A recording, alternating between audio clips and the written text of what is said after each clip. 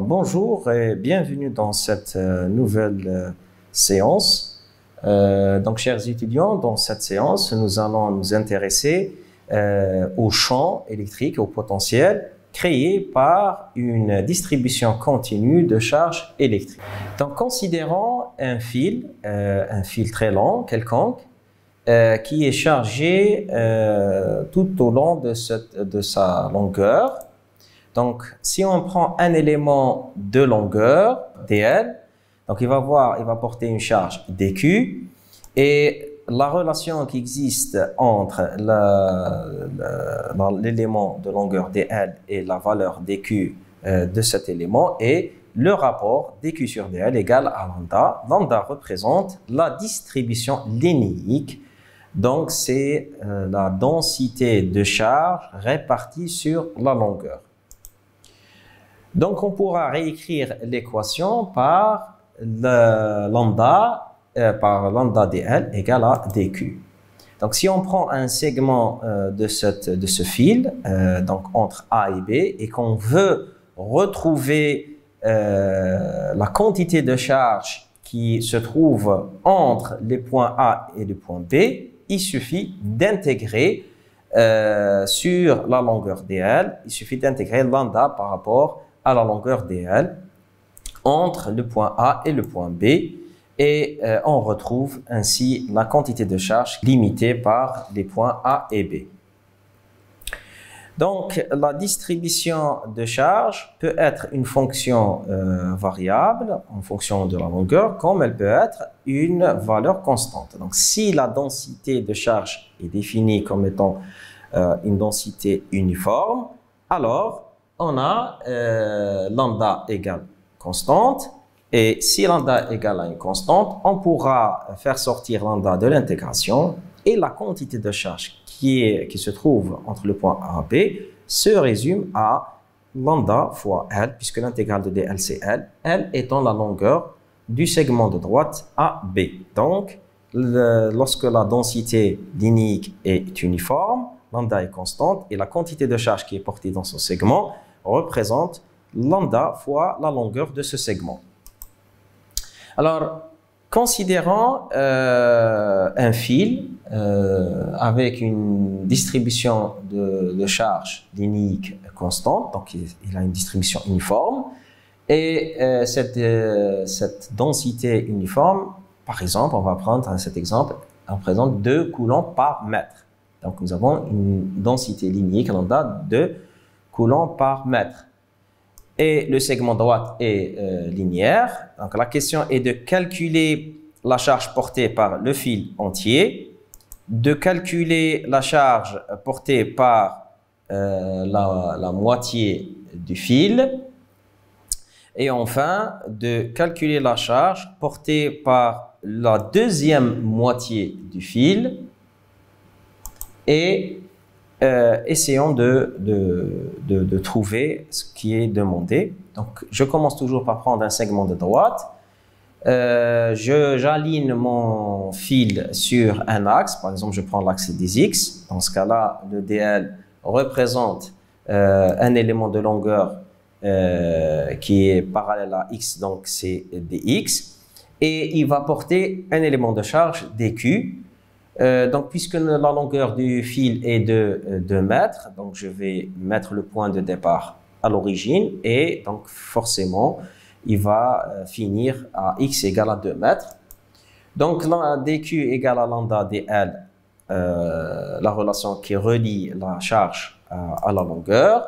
J'intègre sur la longueur du fil, puisque lambda est constante, donc il peut sortir de l'intégrale. dl est aligné sur l'axe des x, donc j'aurai de x de départ qui est 0 jusqu'à x de la fin du fil qui est égal à 2 mètres, et j'obtiens enfin, après calcul, 2 fois 2 égale à 4 coulombs. Donc tout le fil va porter une charge de 4 coulombs. Continuons maintenant pour calculer la charge portée par la première moitié du fil. Donc, ça sera, comme toujours, on prend un élément de longueur dl qui porte une charge dq, Et on va reprendre l'équation dQ égale à lambda dL. On va l'intégrer cette fois-ci de 0 jusqu'à L sur 2, donc jusqu'à 1. Et on va faire sortir lambda parce que dans cet exercice, lambda est constante. Et enfin, on aura 2 fois 1 égale à 2 coulombs, ce qui était attendu. Quand la distribution de charge est uniforme, la moitié du fil porte la moitié de la charge. Alors, qu'en est-il pour la deuxième moitié? Je reprends toujours mes calculs et là, j'aurai toujours lambda dL. Cette fois-ci, les bandes d'intégration vont commencer de L sur 2 jusqu'à L. Et sans surprise, lambda, je le fais sortir de l'intégration parce qu'il est constant, parce que c'est une distribution uniforme. J'intègre de 1 à 2, j'aurai la deuxième moitié porte une charge de 2 coulombs et je retrouve un total de 4 coulombs, 2 coulombs pour la première moitié, 2 coulombs pour la moitié. Alors, ce qui est particulier dans le cas des distributions uniformes, c'est que vous prenez n'importe quelle fraction de l'élément, il portera la même charge, donc il a les mêmes dimensions, ce qui est particulier par rapport à une distribution uniforme.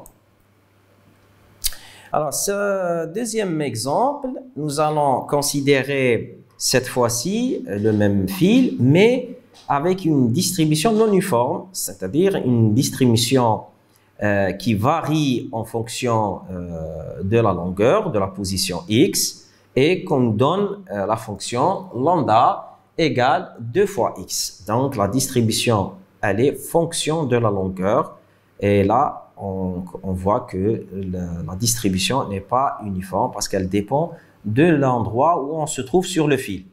Et on reprend les mêmes questions, c'est-à-dire calculer la charge totale du fil, calculer la charge portée par la première moitié, calculer la charge portée par la deuxième moitié, et on va faire le bilan de la charge entre le premier et le deuxième moitié par rapport à la charge totale.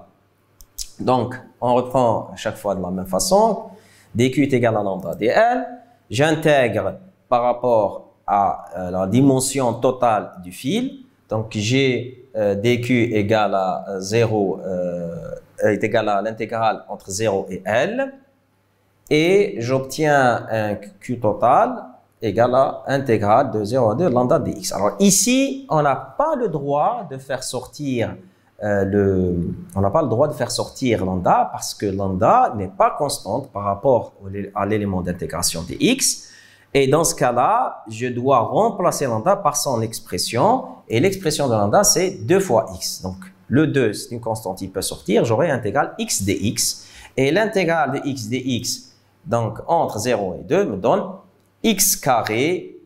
Bien sûr, ça a été simplifié avec le 2 facteur. Donc, je trouve l'intégrale, je trouve x carré entre 0 et 2. Et là, je trouve 4 coulombs. 4 coulombs, c'est la charge portée par tout le fil, mais elle n'est pas répartie de la même façon. Je ne vais pas retrouver la même quantité de charge pour chaque fraction. Alors, essayons de voir la première moitié. Donc, pour la première moitié, on commence à s'y habituer. On met dQ égale à lambda dL. On intègre notre fonction entre 0 et L sur 2. Et là, je remplace l'élément dL par, c'est égal à dx parce que j'ai mis l'axe des x. Je reprends, j'ai mis l'axe des x sur la parallèle avec avec l'élément. Donc, lambda va être égal à 2x. J'intègre, je remplace les bandes d'intégration et je trouve 1 coulomb. Très bien. Je reprends pour la deuxième moitié. Pour la deuxième moitié, les mêmes calculs. dQ égale lambda dL. Q de la deuxième moitié, ça revient à calculer l'intégrale entre L sur 2 et L. Et je reprends les mêmes étapes, sauf que les bandes d'intégration, ce n'est plus entre 0 et 1, c'est entre 1 et 2. Ce qui me donne en définitive 3 coulombs. Donc la première moitié porte 1 coulomb. La deuxième moitié porte 3 coulombs. Le total, c'est 4 coulombs. Première moitié, 1 coulomb, plus deuxième moitié, 3 coulombs me donne 4 coulombs. Donc, vous voyez, la moitié du fil ne porte pas la moitié de la charge. C'est pour ça qu'on parle de distribution non uniforme. Une distribution non uniforme veut dire que je n'ai pas, pour les mêmes fractions, je n'ai pas la même quantité de charge. Elle dépend de l'endroit où on se trouve. Première moitié, j'ai qu'un coulomb. Deuxième moitié, j'ai 3 coulombs. La même chose si je divise mon segment sur 3. Donc, le premier tiers n'aura pas la même quantité de charge du deuxième tiers, n'aura pas la même quantité de charge du troisième tiers, mais la somme totale de toutes les fractions me donne la charge totale portée par le fil. Alors, deuxième type de distribution qu'on va voir, c'est la distribution surfacique. Alors, la distribution surfacique, c'est la même chose, sauf que la répartition des charges n'est pas sur un fil, mais sur une surface. Et là, au lieu de travailler avec des L, on va travailler avec un élément de surface ds. Alors, l'élément de surface ds, va porter un élément de charge dq, et la relation qui va relier ds à dq, c'est que c'est sigma égale à dq sur ds. Le rapport de la géométrie sur le rapport de la charge sur la géométrie me donne la densité surfacique cette fois-ci qu'on note sigma. Donc, dq est égal à sigma ds. J'intègre les deux membres, j'aurai intégrale de dq est égal à intégrale de sigma ds, et je peux retrouver la charge portée par chaque zone de notre surface en intégrant juste sur la partie de ds qu'il faut. Alors, bien sûr, bien sûr, si la densité de charge elle est uniforme, donc sigma devient une valeur constante, elle peut sortir de l'intégrale et j'aurai enfin la charge portée par une surface est égale à la densité de charge fois sa propre surface. Donc, ça sera plus simple et là, la même chose, la moitié de la surface portera la moitié de la charge, le quart de la surface portera le quart de la charge, quel que soit l'endroit où on se trouve. L'essentiel, c'est la même fraction de surface, j'aurai la même fraction de charge. Alors, faisons cet exemple. Alors, dans cet exemple, nous avons un disque de rayon R, et qui porte une densité surfacique sigma uniforme qui vaut, on va prendre 2 coulombs par mètre carré. Et la première question, c'est de calculer la charge portée par tout le disque. Calculer la charge donc par le disque revient à calculer dq égale à sigma ds, donc la charge, en intégrant pour retrouver la charge totale, q va être égal à l'intégrale de sigma ds. Sigma étant une valeur constante peut sortir de l'intégrale. Et enfin, la charge totale, après intégration de ds, j'aurai s, donc q total est égal à sigma s égale à sigma fois pi r au carré. Pi r au carré revient à 25,13 coulombs, faisant l'application numérique. Donc, tout le disque va porter 25,13 coulombs. Très bien. Alors, on va essayer de calculer la charge portée par inférieure à R égale à 1 mètre. Donc, je prends les mêmes calculs. Alors, mais je dois faire un petit rappel mathématique. Comment retrouver l'élément ds? Alors, dans la première question, je n'avais pas besoin de faire ça parce que l'intégrale de ds et ds, le calcul était facile. Alors, je prends un repère et si j'ai un élément rectangulaire par exemple, il serait préférable de travailler en coordonnées cartésiennes. Donc, je prends les limites de notre objet. Donc, il va être limité sur l'axe des x entre xa et xb. Et il va être limité sur l'axe des y entre yc et yd. Et si je prends un petit élément de cette surface, un petit rectangle, et ce rectangle aura comme coordonnées, donc il aura comme dimension dx et dy. L'élément ds se calcule par dx fois dy. Donc le développement de l'élément ds va être dx et dy, parce que la surface c'est la longueur fois la largeur, et la longueur c'est dx, la largeur c'est dy.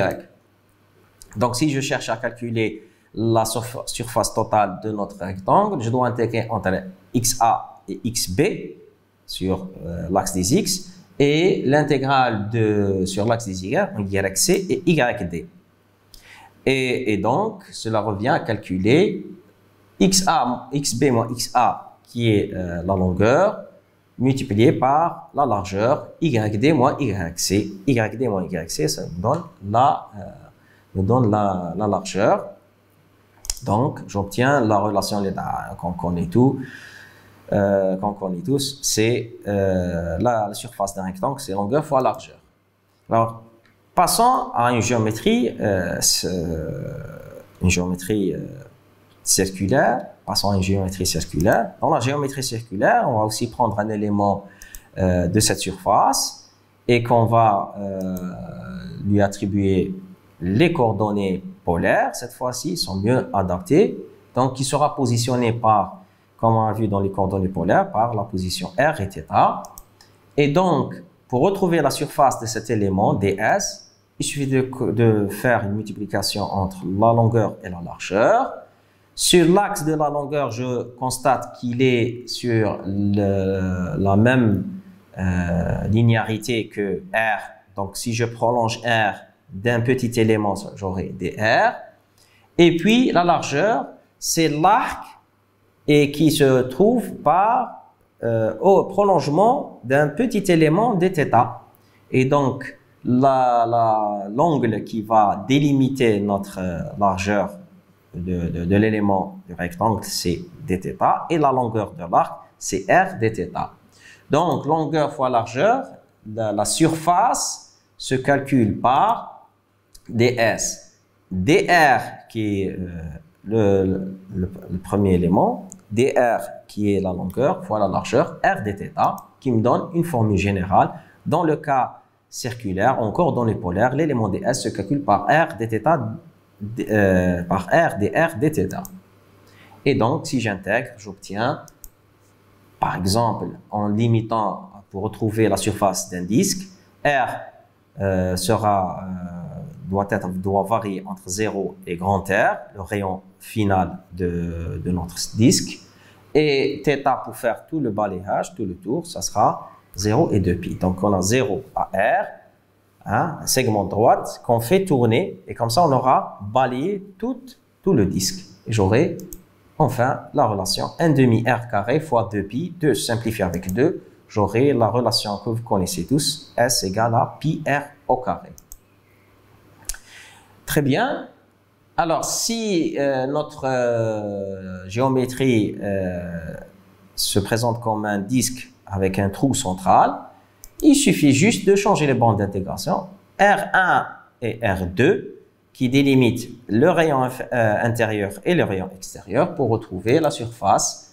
Et là, j'obtiens une nouvelle formule dans le cas d'une couronne. Qui est S égale à R2 au carré moins R1 au carré fois pi.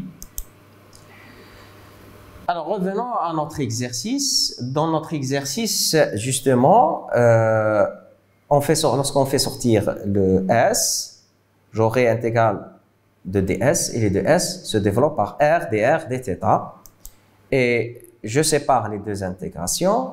J'intègre suivant les bords géométriques de notre objet, donc entre 0 et 1 et 0, 2π.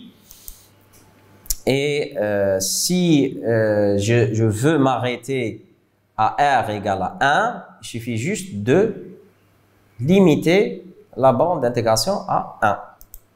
Et je fais le calcul mathématique, c'est sans difficulté particulière, et j'obtiens la valeur de Q1 égale à 6,28 coulombs. Donc, la charge portée dans la région entre 0 et R égale à 1 mètre, c'est 6,28 coulombs. Très bien. Si je veux calculer la deuxième partie, entre 1 jusqu'à la fin de notre disque, R égale à 2, je change les bandes d'intégration entre 0 et 2 et 0, 2pi pour θ. C'est normal parce que ça fait le tour. Et là aussi, le calcul est sans difficulté particulière. J'obtiens Q2 égale à 18,84 coulombs. Et donc là, je fais mon bilan. Et qu'est-ce que je trouve? Je trouve que la quantité de charge, 6,28 plus 18,84, je retrouve 25,12 coulombs. Bien sûr, le centième, c'est les calculs après la virgule, c'est les fractions. Je trouve la même quantité que j'ai trouvée lorsque j'ai calculé directement la charge portée par tout le disque. Qu'en est-il si je veux calculer la charge portée par un quart du disque, le quart du disque qui délimité le premier quart du disque? Alors là, au lieu de changer les bandes d'intégration sur R, je change les bandes d'intégration suivant θ. Et là, j'intègre entre 0 et pi sur 2, l'intégrale entre 0 et pi sur 2. L'intégrale sans difficulté particulière, on a déjà vu, et je trouve 6,28 coulombs. Donc, le premier quart porte une charge de 6,28 coulombs et qui représente un quart de la charge totale. C'est normal parce que nous avons une distribution uniforme de notre charge sur le disque. Alors, essayons de voir un troisième exemple. Là, la distribution n'est plus uniforme et elle dépend de la géométrie de notre corps. En l'occurrence ici de R, nous avons une densité de charge surfacique qui dépend de R et on donne la formule de dépendance qui est R égale à moins R plus 2 coulombs par mètre carré. Donc, les mêmes étapes, je commence par poser notre équation et je dois intégrer, sauf que cette fois-ci, je n'ai plus le droit de faire sortir le sigma des intégrales parce que notre sigma n'est plus constant, il dépend de l'une des variables. En l'occurrence, ici, c'est R. Donc, j'ai intégrale 0 à R de moins R plus 2 R dr, parce que cet élément, c'est l'élément d'intégration, il doit rester le R de l'élément d'intégration, et j'intègre θ 0 à 2pi parce que je n'ai pas de limitation sur la géométrie de notre corps. Et là, je trouve, après intégration, calcul de la primitive, mettre les bornes, 0 à R, 8,37 coulombs. Donc ici, notre disque porte une charge de 8,37 coulombs. Si je vais chercher la quantité de charge qui est portée dans la zone 0 à 1 mètre, je reprends les mêmes calculs, sauf que j'intègre cette fois-ci entre 0 et 1 et je retrouve 4,19 coulombs. 4,19 coulombs portés par la partie centrale entre 0 et 1 mètre. La deuxième partie extérieure entre 1 et 2 mètres, je retrouve en changeant uniquement les bandes d'intégration, cette fois-ci de 1 à 2 pour calculer la zone extérieure, la zone entre 1 et 2, je retrouve une équation donc que je dois remplacer les bandes d'intégration. Je fais le calcul doucement pour que vous puissiez suivre. Et là, je trouve 4,18 coulombs. Donc, mon bilan, 4,19 plus 4,18, je trouve les 8,37 coulombs des deux parties. Donc, la somme totale de la charge, elle est conservée, sauf que elle a des valeurs différentes entre zone et une autre zone. Alors, dans le cas d'une distribution volumique, il porte une charge dQ. La charge dQ, elle va produire, elle a un rapport de ρ égale à dQ sur dV. Et j'intègre ρ dV, donc ici la densité est une densité volumique, c'est-à-dire c'est tout le volume qui est chargé, et j'intègre par rapport au volume ρ pour retrouver la charge portée dans une zone. Hein. Si je veux chercher, si j'ai une distribution volumique uniforme, je peux faire sortir ρ de l'intégrale et j'aurai la charge portée dans un volume, c'est la densité de charge fois le volume qu'occupe cette charge. Alors, l'élément de volume dV à titre d'information, dans le cas des coordonnées cartésiennes, c'est dx, dy, dz. Mais en coordonnées, lorsque nous avons une géométrie sphérique, il est de préférence, il est préférable de travailler en coordonnées sphériques. Et en coordonnées sphériques, on repère un point par trois coordonnées, r, θ et φ. Et l'élément de volume sera donné par cette équation.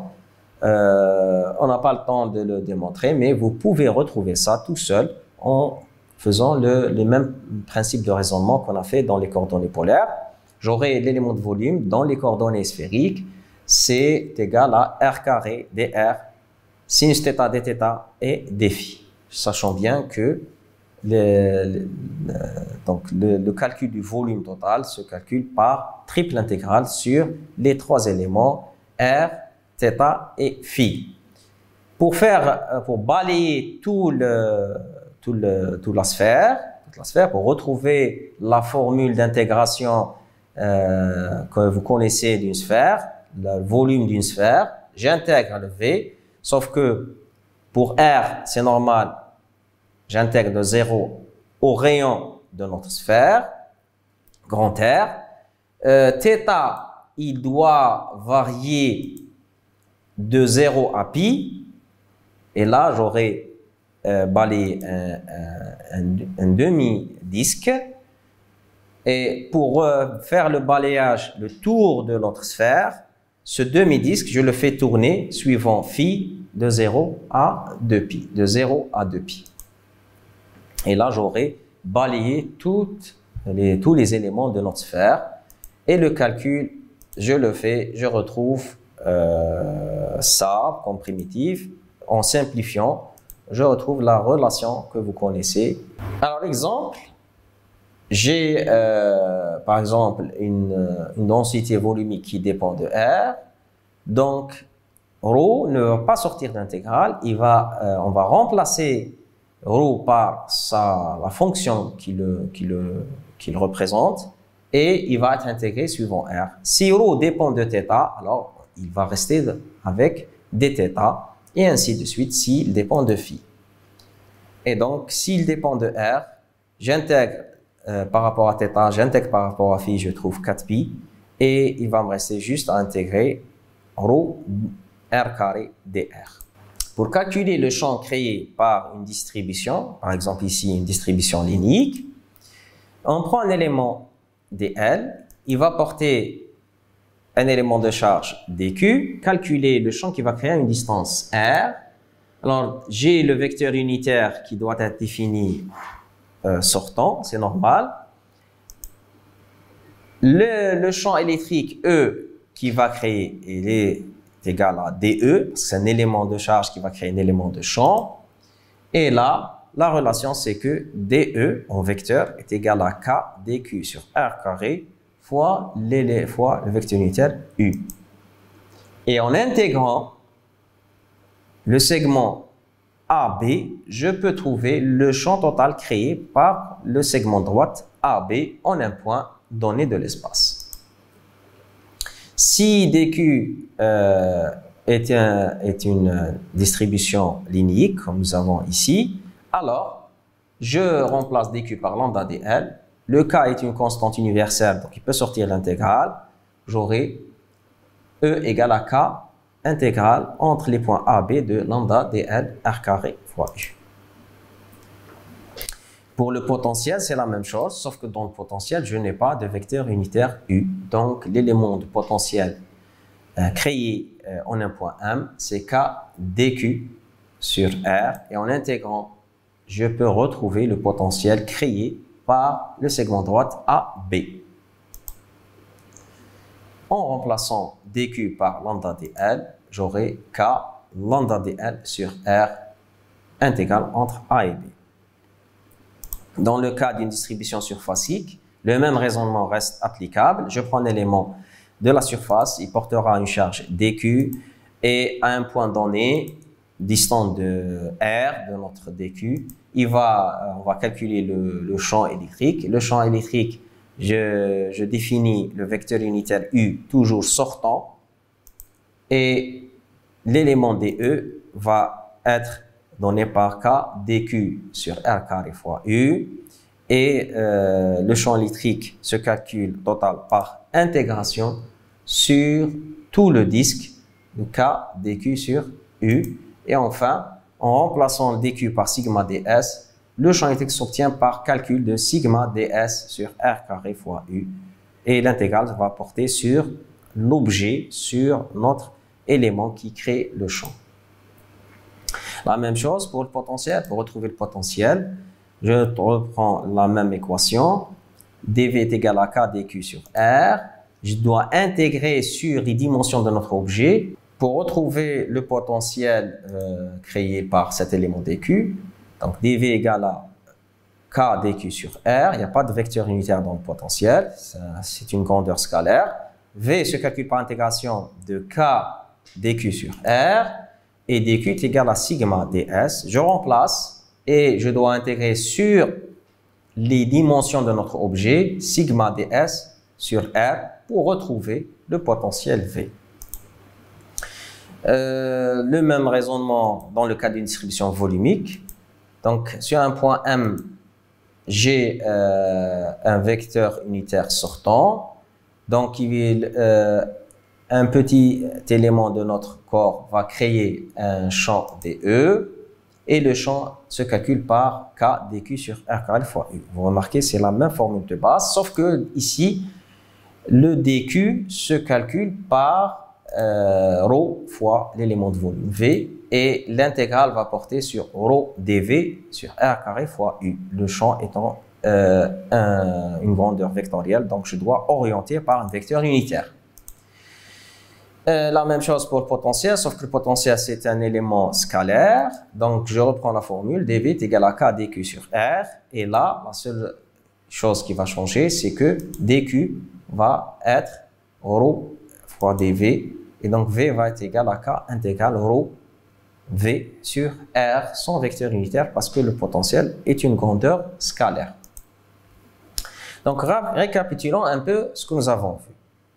Alors nous avons le champ électrique dans le cas d'une charge ponctuelle se calcule par K dQ R carré fois U et le potentiel par KQ sur R.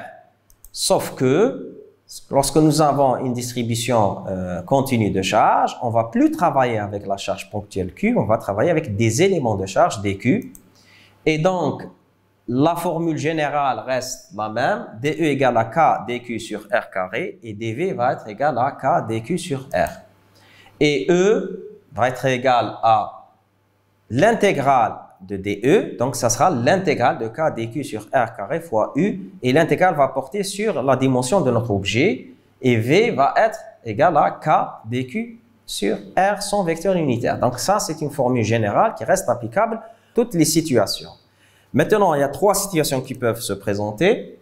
Soit c'est une distribution linéique, donc dQ sera remplacé par lambda dL, soit c'est une distribution surfacique, donc dQ sera remplacé par sigma ds, soit c'est une distribution volumique et donc dQ sera remplacé par ρ dV.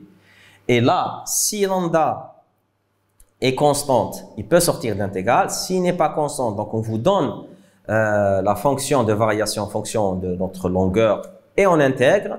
Si sigma est constante, là aussi on le fait sortir, sinon on doit intégrer. La même chose pour ρ. Si ρ, la densité de charge est constante, elle peut sortir l'intégrale, sinon elle doit être intégrée par sa fonction par rapport aux éléments de notre corps. Donc sur ce se termine notre cours. Il faut faire des exercices pour conforter vos connaissances, pour mettre en pratique vos connaissances. Je vous remercie et à la prochaine.